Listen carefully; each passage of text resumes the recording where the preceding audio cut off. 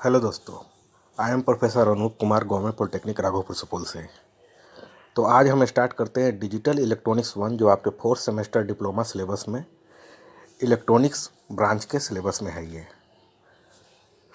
तो स्टार्ट करने से पहले यूनिट वन में जो भी हम digital to binary, binary to digital, decimal,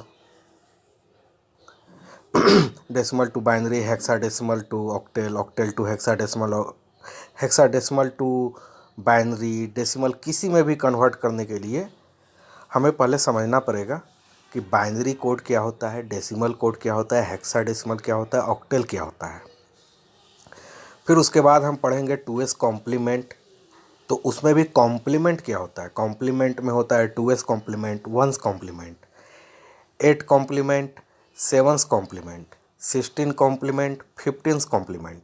तो बहुत सारे कॉम्प्लीमेंट होते हैं। तो वो कॉम्प्लीमेंट क्यों होता है और कहाँ इसका यूज है। जैसे माइक्रो प्रोसेसर में 2s कॉम्प्लीमेंट का यूज है, ठीक है। तो बाइनरी में 0 और 1, बस पूरे के पूरे डिजिटल इलेक्ट्रॉनिक्स और पूरा का पूरा कंप्यूटर जो है, सारा का सारा कंप्यूटर सॉफ्टवेयर, वो सारा का सारा किस पे डिपेंड करता है, 0 और 1, यानी कि ऑन और ऑफ। 0 का मतलब ऑफ कंडीशन, 1 का मतलब ऑन कंडीशन। तो इसी ऑन ऑफ, इसी बाइनरी पे पूरा का पूरा यूनिवर्सल गेम आज के डेट में इम्प्लीमेंट हो रहा है। तो ठीक है, हम आगे बढ़ते हैं। तो आगे बढ़ने से पहले हम डिजिटल इलेक्ट्रॉनिक्स से स्टार्ट करने से पहले हम समझ लेते हैं कि क्या होता है इलेक्ट्रॉनिक्स, इसका यूज क्या है। और उसको पढ़ने से पहले हमें ट्रांजिस्टर को पढ़ना बहुत ज़रूरी है कि ट्रांजिस्टर कितने प्रकार के होते हैं, ट्रांजिस्टर का यूज क्या है एम्पलीफिकेशन पर्पस के लिए और स्विचिंग पर्पस के लिए। तो एम्पलीफिकेशन पर्पस के लिए क्या करते हैं, उसके लिए क्या कंडीशन होना चाहिए ट्रांजिस्टर का, स्विचिंग पर्पस के लिए क्या कंडीशन होना चाहिए, जैसे ऑन और ऑफ जो है, तो उसके लिए सेचुरेशन मोड होता है, कट ऑफ मोड होता है। एम्पलीफिकेशन के लिए एक्टिव मोड होता है ना। और एक होता है रिवर्स एक्टिव मोड। तो एक डिजिटल इलेक्ट्रॉनिक्स में ऐसा कौन सा डिवाइस है, ऐसा कौन सा टॉपिक है जहाँ पे हम ट्रांजिस्टर के चारों का चारों मोड, जैसे कि रिवर्स एक्टिव, एक्टिव, सैचुरेशन और कट ऑफ, ये चारों मोड का यूज होता है। तो वो हम आगे पढ़ेंगे लॉजिक फैमिली में, ठीक है। तो ये जो और हम आगे पढ़ेंगे कि नैंड गेट, गेट सारे गेट पढ़ते हैं हम लोग। और आप ट्वेल्थ में जो 12 करके डिप्लोमा कर रहे होंगे, तो ऑब्वियसली वो लोग गेट पढ़ के आए होंगे कि and gate, nand gate, nor gate, xor gate, nor gate, not gate, and gate.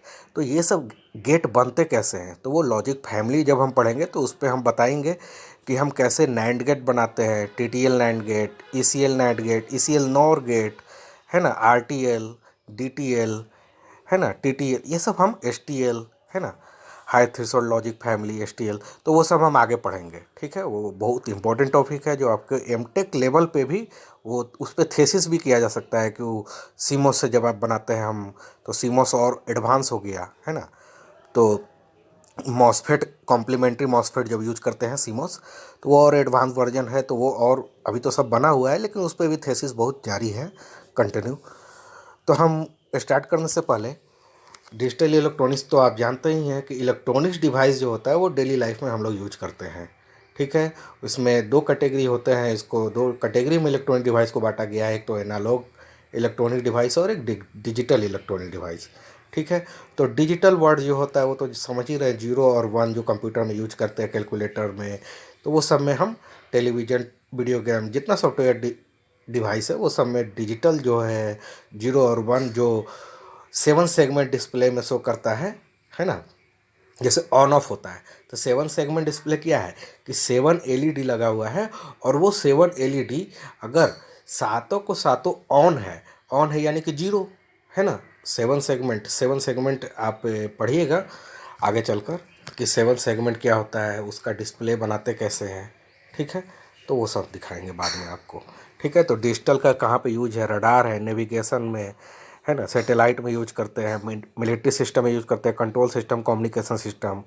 तो ये एक डायग्राम है जो एनालॉग सिस्टम को दर्शाता है कि एनालॉग सिस्टम कैसा होता है और डिजिटल सिस्टम कैसा होता है।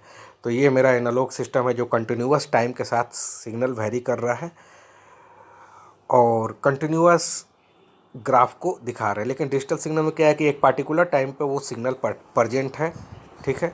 तो ये हो गया डिजिटल सिग्नल, और ये हो गया लेफ्ट साइड में मेरा एनालॉग सिग्नल। इसका एडवांटेज कहाँ कहाँ पे है इलेक्ट्रॉनिक्स, डिजिटल सिस्टम का इलेक्ट्रॉनिक्स एप्लीकेशन में क्या एडवांटेज है? एक तो इजी टू डिजाइन हो जाता है, फिर less affected by noise, noise से बहुत कम अफेक्टेड होगा, स्टोरेज कैपेसिटी अच्छा होता है और कॉस्ट लो होता है, एक्यूरेसी अच्छा होता है और प्रिसीजन होता है, प्रोग्रामेबल होता है और बहुत अच्छा इफ़िशियंट होता है। तो ये तो मेरा था कि बेसिक इलेक्ट्रॉनिक्स डिजिटल डिवाइस जो है वो है क्या, है ना। अब आते हैं बीजेटी। क्या होता है बीजेटी? Bipolar junction transistor. ये बाईपोलर क्या है समझ रहे होंगे आप लोग, पढ़ के आए होंगे थर्ड सेम में।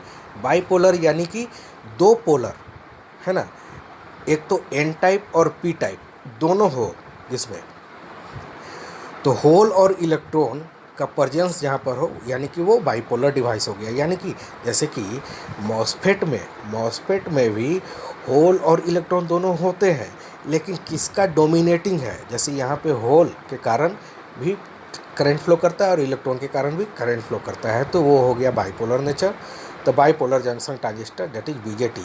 इसको 1947 में इन्वेंट किए थे William Shockley, Barton and Bardeen, ठीक है। ये तीनों मिलकर ये ट्रांजिस्टर का इन्वेंशन किए थे 1947 में। ट्रांजिस्टर जो है वो करेंट कंट्रोल डिवाइस है। वो भी ट्रांजिस्टर कौन सा? Bipolar junction transistor. लेकिन अगर फील्ड इफेक्ट ट्रांजिस्टर की बात की जाए तो वो होता है वोल्टेज कंट्रोल डिवाइस। मैंने नीचे लिख रखा है ब्रैकेट के अंदर कि वोल्टेज कंट्रोल डिवाइस कौन कौन सा है? वैक्यूम ट्यूब, एफईटी और ओपेम। ओके,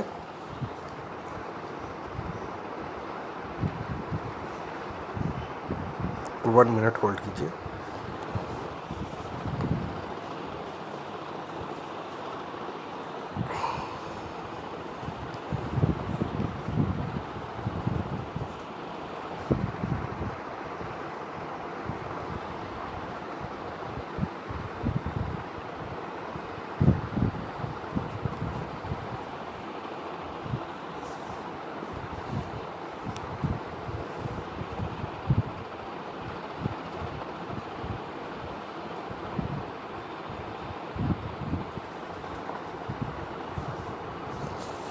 ठीक है, तो बीजेटी जो है बाईपोलर जंक्शन ट्रांजिस्टर, वो लो इनपुट रेजिस्टेंस डिवाइस है जो लेस देन 100 इनपुट रेजिस्टेंस लो होता है। इंटरनल पावर कंजम्पशन इसका हाई होता है लेकिन एफईटी का लो होता है। ये बाईपोलर डिवाइस है ना। Having majority and minority carrier होता है इसका। नॉइसी डिवाइस होता है due to presence of minority carrier, यानी कि अगर एन और पी है तो अगर वो एनपीएन ट्रांजिस्टर है ना, एक एनपीएन होता है, एक होता है पीएनपी ट्रांजिस्टर। तो इस पे एनपीएन ट्रांजिस्टर में है तो एनपीएन ट्रांजिस्टर में माइनॉरिटी कैरियर ये हो गया और ये हो गया मेरा मेजोरिटी कैरियर, ठीक है। और पीएनपी में पी मेरा हो गया मेजोरिटी और एन हो गया माइनॉरिटी। तो जहाँ पे माइनॉरिटी प्रजेंट है ना, माइनॉरिटी अगर प्रजेंट है तो वहाँ पे रिवर्स सैचुरेशन करंट ज़्यादा होगा और नॉइसी होगा, है ना। रिवर्स सैचुरेशन करंट भी एक डिसएडवांटेज की तरह लिया जाता है, ठीक है, जिसकी वजह से लीकेज करंट है ना, और उस माइनॉरिटी के वजह से नॉइसी ज़्यादा होगा, लीकेज करंट एग्जिस्ट करेगा।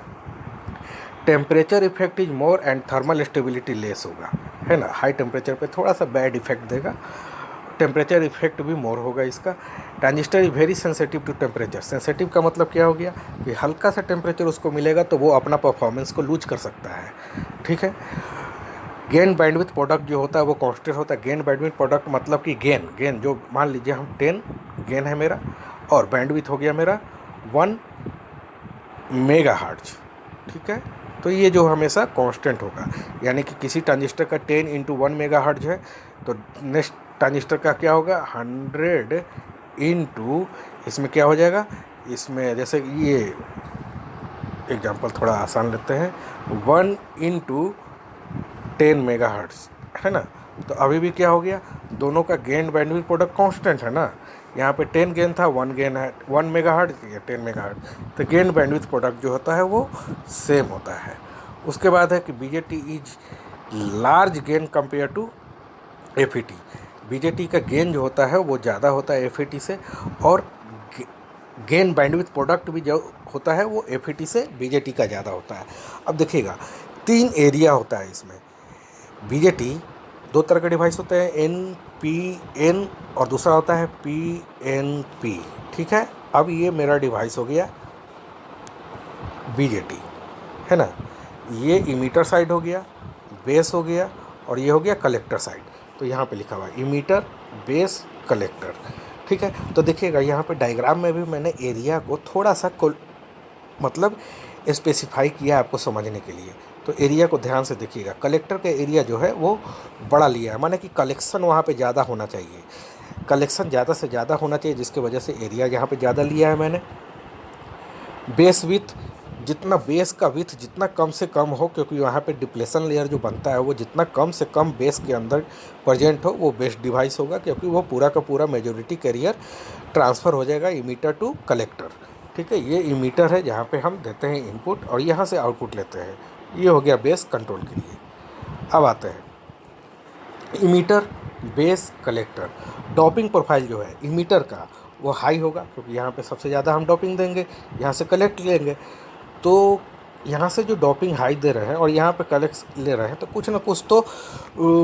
कुछ ना कुछ रिकम्बाइन हो जाएगा। रिकम्बाइन यानी कि यहाँ पे अगर एन है, ये पी है और ये एन है, तो ये एन पूरा का पूरा यहाँ ट्रांसफ़र होना चाहिए, लेकिन कुछ पी यहाँ पे माइनॉरिटी कैरियर है, तो यहाँ का इलेक्ट्रॉन जब यहाँ से होते हुए गुजरेगा तो यहाँ का इलेक्ट्रॉन इस होल के साथ रिकम्बाइन हो जाएगा, और रिकम्बाइन होकर वहाँ पे इलेक्ट्रॉन का प्रेजेंस कम कर देगा कलेक्टर साइड पे, तो कुछ कम हो जाएगा, जिसकी वजह से यहाँ पे तो हाई डॉपिंग होता है, लेकिन यहाँ पे मॉडरेट डॉपिंग हो जाता है, यानी कि कुछ कम हो जाता है। और यहाँ पे लाइटली डॉप होगा, मीडियम एरिया होगा, और यहाँ पे कलेक्टर का लार्ज एरिया होगा और बेस का स्मॉल एरिया होगा। ठीक है, अब देखिए कि बीजेटी का नाम बाइपोलर जंक्शन ट्रांजिस्टर क्यों पड़ा। तो सबसे पहले कि यहाँ पे दो जंक्शन होता है। ठीक है, दो जंक्शन होंगे, जैसे यहाँ पे एक जंक्शन यहाँ बना इमीटर जंक्शन और दूसरा कलेक्टर जंक्शन। ठीक है, ये इमीटर जंक्शन है और ये है मेरा कलेक्टर जंक्शन। जंक्शन जहाँ पे डिप्लेशन लेयर क्रिएट हो, यानी कि पी और एन डिवाइस, ये है मेरा पी टाइप डिवाइस और ये है एन टाइप डिवाइस। ये दोनों आपस में जो डिप्लेशन लेयर बनाते हैं यही होता है ना जंक्शन। ठीक है, और मान लीजिए जंक्शन का पोटेंशियल जो है वो 0.7 वोल्ट है, यानी कि ये सिलिकॉन टाइप डिवाइस है। ये कौन सा डिवाइस है? Silicon type. अब यहाँ पे हम कितना पोटेंशियल देंगे, यहाँ पे हम कितना पोटेंशियल देंगे कि ये डिवाइस मेरा ऑन हो जाए, है ना। तो 0.7 से अगर ज़्यादा पोटेंशियल देंगे तो ये डिप्लेशन लेयर को हटा देगा, डिप्लेशन लेयर पूरा का पूरा ख़त्म हो जाएगा और मेरा करंट पास होना स्टार्ट हो जाएगा। ठीक है, यानी कि वो ऑन स्टेट में हो जाएगा। तो ये तो मैंने डायोड के बारे में बताया। तो उसी तरह यहाँ पे हम कह सकते हैं, प्रैक्टिकली नहीं, हम ये कह सकते हैं कि यहाँ पे दो डायोड का बैक टू बैक कनेक्शन किया हुआ है। ये पी है, ये एन है, ये पी है। मान लीजिए ये पीएनपी ट्रांजिस्टर है, तो एक तो डिप्लेशन लेयर ये बना, दूसरा डिप्लेशन लेयर ये बना, ये पीएन और ये एनपी। तो कह सकते हैं बैक टू बैक दो डायोड का कनेक्शन किया हुआ है, लेकिन प्रैक्टिकली पॉसिबल नहीं है। ये हम ऐसे ही समझाने के लिए आपको बोला है। तो पीएनपी का डोपिंग किया हुआ है और दो जंक्शन बनता है, एक इमीटर जंक्शन और एक कलेक्टर जंक्शन। तो दो जंक्शन हो गया, इसलिए इसको कहते हैं बाईपोलर जंक्शन ट्रांजिस्टर। ठीक है, अब आते हैं कि व्हाट इज बीजेटी। बीजेटी एक तो 3 लेयर डिवाइस हो गया, इमीटर, कलेक्टर और बेस। ठीक है, इमीटर, कलेक्टर और बेस। इसको 3 पर्पज़ के लिए यूज करेंगे, एम्पलीफिकेशन पर्पज़ के लिए, सेचुरेशन और कट ऑफ। अब बताइएगा स्विचिंग के लिए क्या होता है। स्विचिंग के लिए सेचुरेशन और कट ऑफ ही होता है ना। सेचुरेशन का मतलब क्या हो गया, ट्रांजिस्टर ऑन स्टेट, और कट ऑफ के लिए क्या हो गया, ट्रांजिस्टर ऑफ स्टेट। तो ये मेरा हो गया स्विचिंग पर्पज़ के लिए, ये दो कंडीशन होना चाहिए, सेचुरेशन और कट ऑफ मोड। अब ट्रांजिस्टर तीनों वर्क करता है, एम्पलीफिकेशन, सेचुरेशन और कट ऑफ। हम देखेंगे आके कि कौन सा किस तरह का प्रोसीजर अपनाएंगे कि एम्पलीफिकेशन बनेगा, वो सेचुरेशन के लिए क्या करेंगे और कट ऑफ के लिए क्या करेंगे। ठीक है, why emitter is always forward bias for amplification purpose. Amplification purpose के लिए हम फॉरवर्ड ब्यास में ही क्यों रखते हैं, है ना, इमीटर को। तो क्योंकि हमको मेजॉरिटी कैरियर जो है वो सारा का सारा ट्रांसपोर्ट हो जाए कलेक्टर के पास, इसलिए रखते हैं। सिंपल, क्योंकि सारा का सारा यहाँ पे ट्रांसपोर्ट हो जाए है ना, इसके थ्रू सारा का सारा कलेक्टर के पास चला जाए, इसलिए हम फॉरवर्ड ब्यास में रखते हैं। ठीक है, तो सिंपल। अब यहाँ पे आपका बीजेटी का बेसिक फंक्शन कंप्लीट हो गया। अब थोड़ा देखते हैं कि वही जो जो चीज़ मैंने बता चुका है, यही चीज़ यहाँ पे लिखा हुआ है, emitter is highly doped to inject its majority carrier into the base. Emitter is provided with medium area. Base is lightly doped to reduce the recombination in the base region. अब देखिएगा, ये है मेरा इमीटर, बेस और collector. यहाँ पे हम lightly डॉप इसलिए करते हैं क्योंकि ज़्यादा से ज़्यादा रिकॉम्बिनेशन जो होता है, यहाँ पे रिकॉम्बिनेशन होकर जो यहाँ से ये इलेक्ट्रॉन है और यहाँ पे होल है, यहाँ पे इलेक्ट्रॉन है, तो इलेक्ट्रॉन जो यहाँ से यहाँ जाएगा तो यहाँ का यहाँ जब गुजरेगा तो यहाँ पे तो होल है ना, क्योंकि एन पी एन, तो इलेक्ट्रॉन अगर यहाँ से, ये एन का मतलब इलेक्ट्रॉन, पी का मतलब होल और एन का मतलब इलेक्ट्रॉन, तो इलेक्ट्रॉन जब यहाँ से गुजरेगा तो यहाँ पे तो होल है, तो होल और इलेक्ट्रॉन आपस में रिकॉम्बाइन होगा, तो वो रिकॉम्बाइन को कम किया जाए जिसके वजह से बेस का एरिया हम कम रखेंगे। ठीक है, तो बेस का एरिया कम रखेंगे तो होल का रिकॉम्बिनेशन, होल और इलेक्ट्रॉन का रिकॉम्बिनेशन बेस के अंदर कम होगा और वो डिवाइस मेरा बेस्ट बनेगा। ठीक है, base is made of opposite material of E and C. अब देखिएगा, अपोजिट मटेरियल क्यों कहा मैंने, क्योंकि ये है एन, ये है पी और ये है एन, तो इमीटर और कलेक्टर दोनों एन है और बेस जो है वो पी है, इसलिए अपोजिट मटेरियल कहा मैंने। Base is provided with the smallest area to reduce the transit time. Transit time को रिड्यूस करेंगे क्यों, क्योंकि रिकॉम्बिनेशन रेट कम होगा वहाँ पे। ठीक है, रिकॉम्बिनेशन, बेस इलेक्ट्रॉन होल का रिकॉम्बिनेशन कम होगा बेस के अंदर due to base with small, है ना, बेस का विथ कम रखेंगे इसलिए। ठीक है, collector is provided with large area. Collector का एरिया ज़्यादा रखेंगे हम, है ना, कलेक्टर का एरिया ज़्यादा रखेंगे। क्यों, क्योंकि हीट डिसिपेशन को ओवरकम किया जा सके। आई स्क्वायर आर लॉस, जो जिसको पावर लॉस कहते हैं, आई स्क्वायर आर लॉस को ही पावर लॉस कहते हैं, वो लॉस कम से कम हो, है ना, इसलिए कलेक्टर का बेस एरिया, कलेक्टर का एरिया ज़्यादा रखते हैं। अब देखिए, दो तरह का जंक्शन होता है बाइपोलर जंक्शन ट्रांजिस्टर में, है ना, एक तो होता है जे और जेई और जेसी। अब देखिएगा, इमीटर जंक्शन और कलेक्टर जंक्शन, ध्यान से देखिएगा कि इमीटर जंक्शन अगर दोनों इमीटर जंक्शन और कलेक्टर जंक्शन दोनों अगर रिवर्स ब्यास हो, हम देखेंगे कि रिवर्स ब्यास कैसे देखते हैं, फॉरवर्ड ब्यास कैसे पहचानें कि ये फॉरवर्ड ब्यास है। ठीक है, रिवर्स ब्यास और फॉरवर्ड ब्यास को हम पहचानने के लिए बताएंगे आपको। ठीक है, तो अगर दोनों जंक्शन रिवर्स ब्यास हो यानी कि वो कट ऑफ रीजन में है, दोनों अगर फॉरवर्ड ब्यास में हो तो सैचुरेशन रीजन में है, दोनों अगर एक फॉरवर्ड एक रिवर्स में है, यानी कि इमीटर जंक्शन अगर फॉरवर्ड में है, इमीटर फॉरवर्ड और ये रिवर्स में है तो एक्टिव, अगर दूसरा मतलब इमीटर जंक्शन रिवर्स में है और कलेक्टर जंक्शन फॉरवर्ड में है तो वो कौन सा होगा, रिवर्स एक्टिव मोड। अब थोड़ा सा हम देखते हैं, पावर डिसिपेशन जो होता है वो क्या होता है, collector current into VCE। VCE यानी कि कलेक्टर टू इमीटर जो वोल्टेज प्रोड्यूस हो रहा है वो, है ना, तो ये हो गया power dissipation. Cut off region के लिए क्या होगा, सैचुरेशन रीजन के लिए क्या होगा और एक्टिव रीजन के लिए क्या होगा, तो इसको हम ध्यान से थोड़ा देखते हैं। कट ऑफ रीजन यानी कि ट्रांजिस्टर ऑफ कंडीशन में है, जैसे ही ऑफ कंडीशन में है यानी कि करंट तो प्रोवाइड करेगा नहीं, ओपन सर्किट हो गया ना ऑफ का मतलब, तो ओपन सर्किट हो गया यानी कि करंट जीरो है वहाँ पे, तो जहाँ पे ओपन सर्किट हो गया वहाँ पे पोटेंशियल मैक्सिमम है ना, पैरेलल में जो मैंने अप्लाई किया वो सारा का सारा पैरेलल में ओपन सर्किट में ले लेंगे उसको, तो वोल्टेज तो यहाँ मैक्सिमम आ गया लेकिन करंट यहाँ पे मेरा जीरो है क्योंकि कट ऑफ रीजन यानी कि ओपन सर्किट।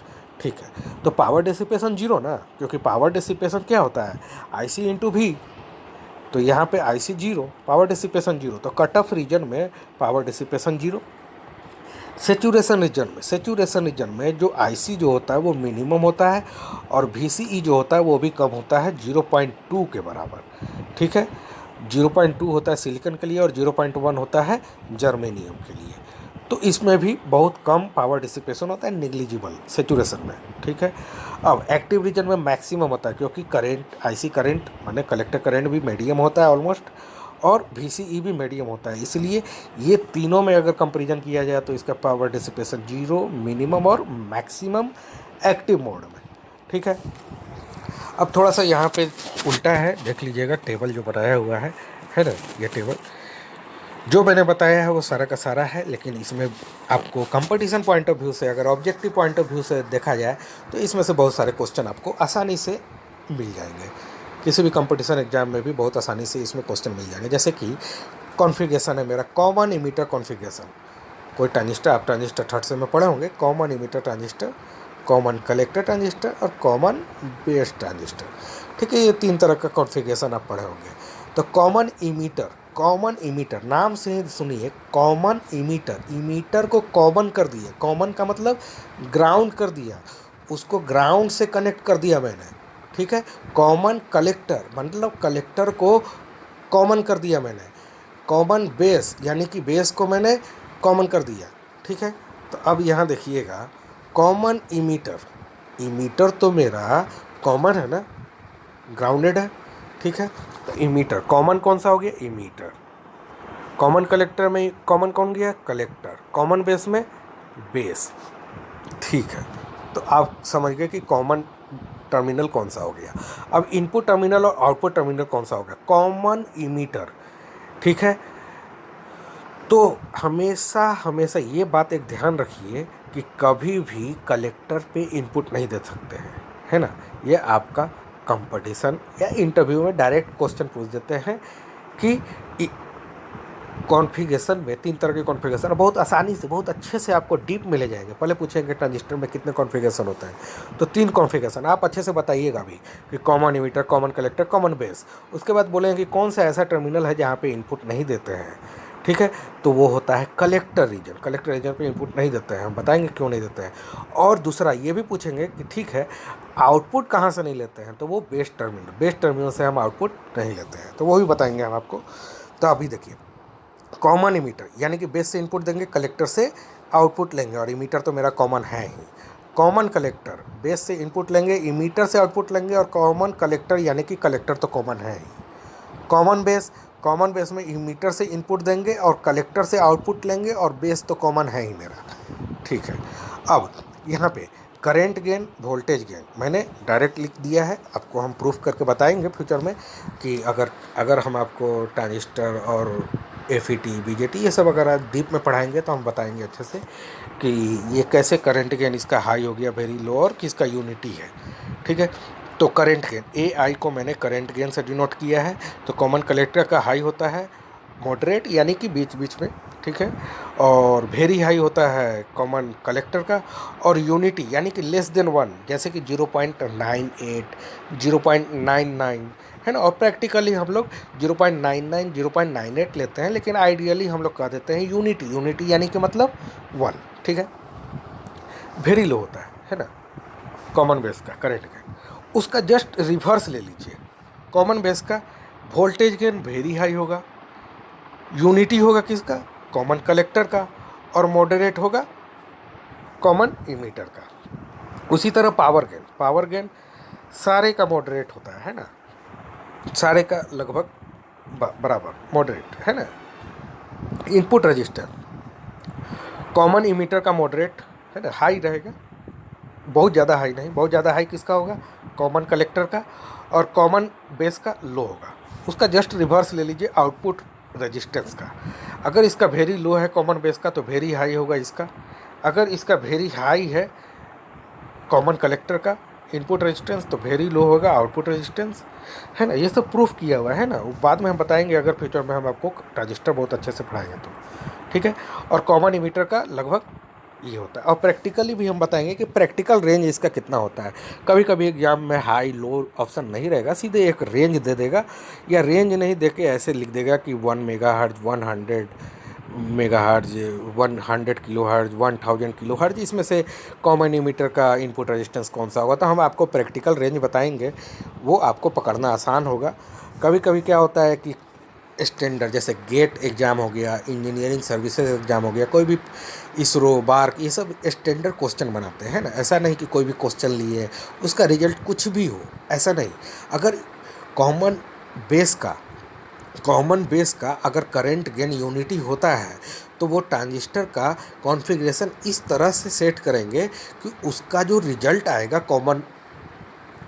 कॉमन बेस का करंट गेन का, जो रिजल्ट आएगा वो यूनिटी ही आएगा, यूनिटी से कम आएगा। ऐसा कॉन्फ़िगरेशन, रजिस्टेंस, इनपुट, आउटपुट, इस तरह से कॉन्फ़िगरेशन सेट करेंगे कि उसका कॉमन बेस का करंट गेन जो 1 से आएगा, 1 से कम आएगा। ऐसा नहीं कि कुछ भी आ रहा है 1 से ज़्यादा आएगा, नहीं। स्टैंडर्ड डिवाइस बनाते हैं वो लोग, है ना। कोई भी कंपटीशन एग्ज़ाम होता है, कोई भी फर्जी एग्ज़ाम होता है, उसका बात अलग है। ये कोई भी कम्पिटिटिव एग्ज़ाम जो स्टैंडर्ड एग्ज़ाम होते हैं, इसरो बार्क हो गए, तो वो सब बहुत स्टैंडर्ड क्वेश्चन बनाएंगे। तो आपको कभी कभी क्या होता है कि सॉल्व करने का ज़रूरत नहीं है, एक डिवाइस दे देंगे, ट्रांजिस्टर का कॉन्फ़िगरेशन दे देंगे, बोलेंगे कि इसका कॉमन, पहले बोल देंगे कि करेंट गेन क्या होगा इसका, सीधा सिंपल बोल देंगे कि करेंट गेन क्या होगा, और बहुत बड़ा डिवाइस दिया हुआ है, तो अब बोलेंगे करेंट गेन क्या होगा। अगर वो डिवाइस पहचान गया कि ये कॉमन कलेक्टर, कॉमन बेस या कॉमन इमीटर है, तो डिवाइस सब पहचान गए कि ये कॉमन बेस ट्रांजिस्टर है, तो कॉमन बेस ट्रांजिस्टर है और सिंपल कॉन्फ़िगरेशन दिया हुआ है, और तो कॉमन बेस है, तो 100% श्योर है आप कि या तो 1 होगा या 1 से कम होगा, है ना। तो ऑप्शन पहचान लीजिए। अगर सारे के सारे 1 से कम दिए हुए हैं, तब तो आपको सॉल्व करना पड़ेगा, है ना। तो ठीक है, वो तो अगर टफ क्वेश्चन को टफ बनाना रहता है तो ऐसा करते हैं, वरना कंपटीशन एग्जाम में आपका मतलब स्टैंडर्ड माइंड आपका कितना सोचता है हाई क्वालिटी का, वो सब देखते हैं, है ना। उतना लेंदी क्वेश्चन नहीं बनाते कि बैठ के चारों ऑप्शन को मिलाइए, चेक कीजिए, ठीक है। आउटपुट रेजिस्टेंस हो गया, इनपुट रेजिस्टेंस हो गया। अब आते हैं फेज शिफ्ट। फेज शिफ्ट जो होता है सारा का 0 होता है ना। ये हो गया करंट फेज शिफ्ट और वोल्टेज फेज शिफ्ट, ठीक है।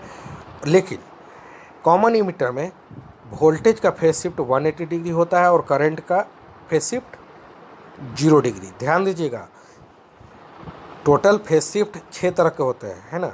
3 कॉन्फ़िगरेशन है, तो 2 हो गया करंट और वोल्टेज, 2 हो गया 0 0। इसमें भी वोल्टेज और करंट 0 0, लेकिन इसमें वोल्टेज में तो 180 डिग्री है और करंट में 0 डिग्री। ध्यान दीजिएगा कि आपका इंटरव्यू में क्वेश्चन पूछेगा कि कौन से ऐसे कॉन्फ़िगरेशन है जिसका फेज शिफ्ट जो होता है वो चेंज हो जाता है, यानी कि इनपुट दिए आप कुछ और 180 डिग्री का फेज शिफ्ट करके आपका आउटपुट आ जाएगा, ठीक है। तो वो कौन से कॉन्फ़िगरेशन होता है, कॉमन इमीटर। तो फटाक से क्वेश्चन पूछ देंगे कि वो कौन से करंट में होता है या वोल्टेज में होता है, तो आपको बताना है कि वो वोल्टेज में होता है। करंट में 0 फेज शिफ्ट, जिस ढंग का इनपुट दे रहे हैं उसी पैटर्न में आपको आउटपुट मिलेगा, कोई फेज शिफ्ट में चेंज नहीं होगा। वो मैग्नीट्यूड चेंज होगा, अलग बात है, ठीक है, टाइम चेंज होगा, अलग बात है, लेकिन फेज शिफ्ट चेंज नहीं होगा। फेज शिफ्ट सिर्फ और सिर्फ कॉमन इमीटर में चेंज होता है, वो भी किस में, वोल्टेज में, ठीक है। एप्लीकेशन, कॉमन इमीटर का एप्लीकेशन क्या है, ये इसको मल्टी स्टेज एम्पलीफायर में यूज करते हैं, पावर एम्पलीफायर में यूज करते हैं।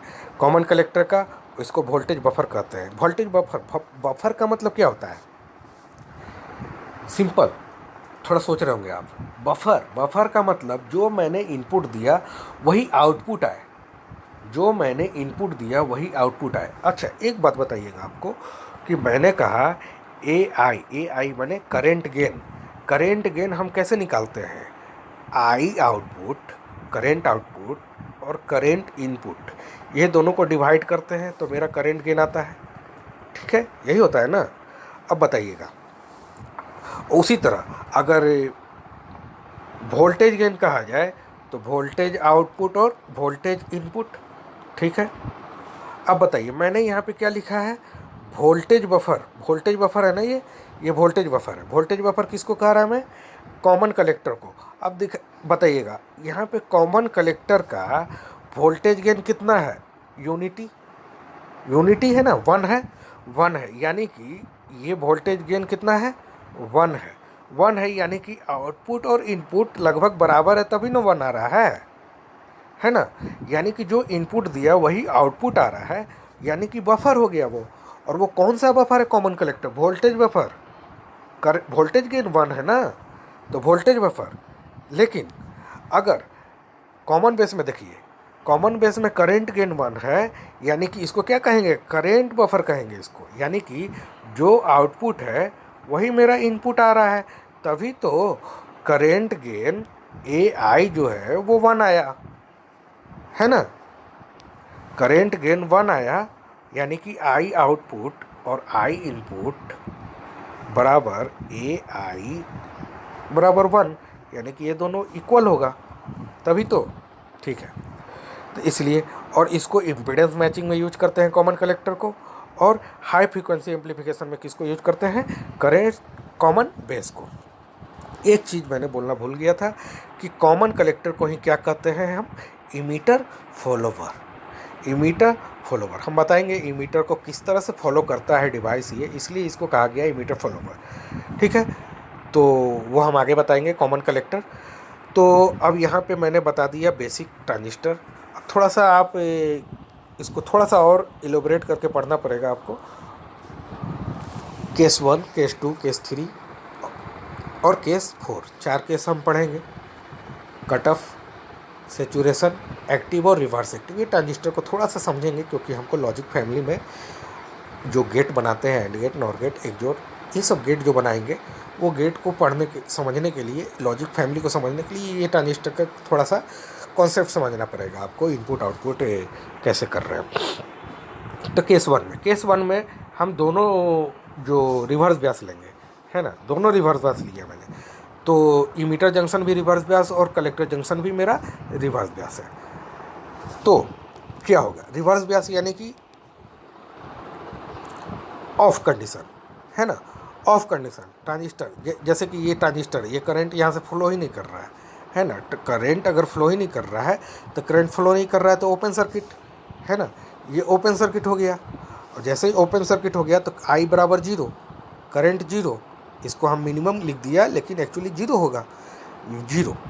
और जैसे ही अगर ओपन सर्किट में आउटपुट अगर लेते हैं तो आउटपुट कितना, जो मैंने अप्लाई किया सारा का सारा आ जाएगा वहाँ से, है ना। तो जो यहाँ से अप्लाई किया मैंने VCC, वो सारा का सारा VCE बराबर VCC हो जाएगा, मैक्सिमम वोल्टेज आएगा, और करंट मेरा मिनिमम यानी कि 0। तो ये इसको कह सकते हैं हम ओपन स्विच सर्किट। इसको ऑफ स्टेट भी कह सकते हैं, जीरो स्टेट भी कह सकते हैं, और लो स्टेट कह सकते हैं, है ना। तो इसको कह सकते हैं कि ओपन सर्किट है, यानी कि बाइनरी का वैल्यू जो है बाइनरी 0 कह सकते हैं, बाइनरी 0, जहाँ पे ऑफ है यानी कि 0 कह सकते हैं। तो इसको y=0 मैंने नाम दे दिया। अब आते हैं सेकंड केस में। सेकंड केस में इमीटर जंक्शन फॉरवर्ड ब्यास और कलेक्टर जंक्शन रिवर्स ब्यास है ना। तो इसको कहते हैं हमें सेचुरेशन रीजन, ठीक है। ट्रांजिस्टर इस कंडीशन में ऑन होता है। ऑन कैसे होता है, करंट जो होता है मैक्सिमम फ्लो करेगा, मैक्सिमम फ्लो करेगा यानी कि पूरा का पूरा ये इमीटर और कलेक्टर आपस में शॉर्ट हो गया और करंट फ्लो कर रहा है ना, ये एज ए वायर की तरह बिहेव कर रहा है, करंट मैक्सिमम फ्लो कर रहा है। तो करंट मैक्सिमम फ्लो कर रहा है तो उसके क्रॉस से करंट अगर मैक्सिमम फ्लो कर रहा है तो इसके अंदर कोई रेजिस्टेंस, निग्लिजिबल रेजिस्टेंस होगा, है ना, बहुत कम ड्रॉप कर रहा होगा, क्योंकि ड्रॉप, वोल्टेज का ड्रॉप कब होगा, जब रेजिस्टेंस हाई रहेगा तब ना।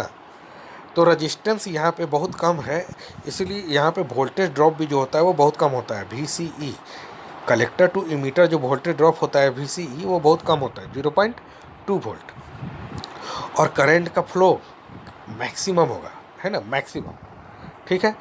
तो ये हो गया, ये as a short circuit switch होगा, ऑन स्टेट।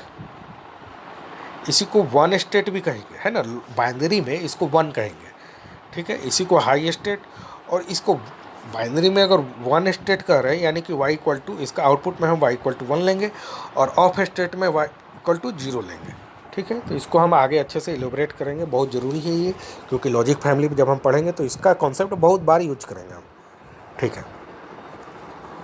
अब इसमें दो कंडीशन होता है, अगर दोनों, जैसे दोनों जंक्शन है, दोनों फॉरवर्ड ब्यास में, दोनों फॉरवर्ड ब्यास में है, लेकिन किसी एक जंक्शन का अगर पोटेंशियल ज़्यादा है, किसी एक जंक्शन पे उस पोटेंशियल ज़्यादा है, तो वो कौन सा सेचुरेशन होगा। तो अगर VE जो है वो VC से ज़्यादा है तो फॉरवर्ड सेचुरेशन रीजन, और VC अगर VE से ज़्यादा है तो रिवर्स सेचुरेशन रीजन ट्रांजिस्टर, ठीक है। तो ये इसरो का क्वेश्चन है, गेट में भी आया हुआ है ये, ठीक है। अब आते हैं थर्ड, अगर एक फॉरवर्ड है दूसरा रिवर्स है तो वो एक्टिव रीजन होता है, जिसको फॉरवर्ड एक्टिव रीजन कहते हैं, जिसको एम्पलीफिकेशन में यूज करते हैं, ठीक है। फिर एक होता है JE रिवर्स और दूसरा फॉरवर्ड होगा तो वो होगा रिवर्स एक्टिव मोड। दो तरह के ट्रांजिस्टर होते हैं, NPN और PNP, इसका स्ट्रक्चर इस तरह से है। कलेक्टर, बेस, इमीटर, ठीक है। यहाँ पे एरो इमीटर की तरफ गया है और यहाँ पे इमीटर से एरो अंदर की तरफ आ रहा है, ठीक है। यहाँ पे एरो अंदर जा रहा है और यहाँ पे एरो बाहर आ रहा है। तो वो हम बताएंगे करंट का फ्लो का है। ये यहाँ से यहाँ करंट फ्लो कर रहा है, फ्लो ऑफ करंट है, यहाँ पे इस तरह से फ्लो कर रहा है, ठीक है। ये थोड़ा पढ़ लीजिएगा आप। तो ये मैंने आज का लेक्चर 1 कंप्लीट कर दिया है। अब हम पढ़ेंगे सारा कन्वर्जन, जो बाइनरी पहले पढ़ेंगे, बाइनरी क्या होता है, ऑक्टल क्या होता है, डेसिमल क्या होता है, हेक्साडेसिमल क्या होता है। फिर उसको आपस में कन्वर्जन पढ़ेंगे कि binary to decimal, decimal to binary, octal to hexadecimal. फिर हम कॉम्प्लीमेंट पढ़ेंगे, ठीक है। कॉम्प्लीमेंट में भी बहुत सारे कॉम्प्लीमेंट होता है। उसके बाद हम कुछ कॉन्सेप्ट पढ़ेंगे, जैसे ग्रे कोड होता है, BCD कोड होता है ना, एक्सिस कोड होता है। तो ये सारे कोड पढ़ेंगे। ग्रे कोड में 2 तरह के होते हैं, वो भी अब पढ़ेंगे अच्छे से। तो आगे बढ़ाने से पहले हम ये कहेंगे कि आप अच्छे से रिवाइज कीजिएगा और अच्छे से समझिएगा। थोड़ा फास्ट मैंने बोला है क्योंकि ऑनलाइन है, वीडियो बनाना पड़ता है। तो आप थोड़ा पॉज करके भी पढ़ सकते हैं, इसको लिखिएगा, नोट्स बनाइएगा प्रॉपर। मैंने तो ऐसे PDF भेज चुका हूँ, तो प्रॉपर नोट्स बनाइएगा, और नहीं तो इसको प्रिंट भी कर सकते हैं आप, मैंने PDF भेज चुका है, ठीक है। तो अपने राइटिंग में नोट्स बनाइएगा तो ज़्यादा बेनिफिट होगा, क्योंकि आपको अपने राइटिंग में रिवाइज करने में आसानी होता है। और लाइफ टाइम के लिए ये सब टेक्निकल तो हमेशा काम आएगा, ऐसा चीज़ है, ठीक है। तो मेहनत कीजिए, पढ़िए अच्छे से। All the best, thank you so much.